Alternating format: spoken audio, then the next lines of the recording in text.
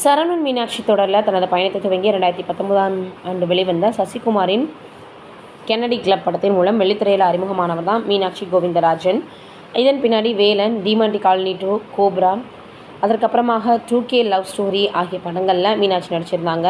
இவர் கைவசம் தற்போது டிமாண்டி காலனி 3, காதலே காதலே, வந்தான் சுட்டான், ரிப்பீட்டு ஆகிய படங்கள் இருக்குது அப்படின்றது குறிப்பிடத்தக்கது. சென்னை மதுரவாயலில் வசித்து வரக்கூடிய நடிகை மீனாட்சி கோவிந்தராஜரின் தாயார் ஜேம்ஸ் என்பவர் வீடு புகுந்து செருப்பால் அடிச்சிருக்கிறாரு. தாயாரை யார் அடித்தது அப்படின்றது ரொம்பவே பரபரப்பாக பேசப்பட்டு வந்துட்டுருக்கு. தடுக்க வந்த நடிகை மீனாட்சியையும் தாக்கியிருக்காங்க. 5 ஆண்டுகளுக்கு முன்பு மீனாட்சியின் தாயார் தன்னை செருப்பால் அடித்ததால் பழிவாங்க இப்படி செய்ததாக அந்த நபர் தெரிவிச்சிருக்கிறாராம். அதாவது இப்போ ரொம்பவே இந்த குற்றச்சாட்டு மீது போலீஸார் 6 பிரிவுகளின் கீழே வழக்கு பதிவு செய்திருக்கிறாங்களாம். என்னடா இது, அப்போது நடிகையினுடைய அம்மா எதற்காக அவங்கள அடித்தாங்க, ஏன் இந்த மாதிரிலாம் நடக்குது அப்படின்னு பலருமே பேசி வந்துட்டுருக்காங்க.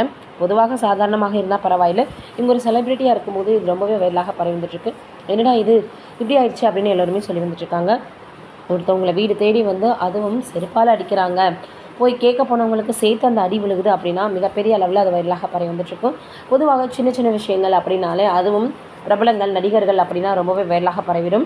அதுபோல தான் இப்போ மீனாட்சி அவர்களுடைய அம்மாவையும் அவங்களையும் அடிச்சிருக்காங்க அப்படின்றது மிகப்பெரிய அளவில் சமூக வலைதளங்களில் ரொம்ப வைரலாக பரவி வந்துட்டுருக்கு.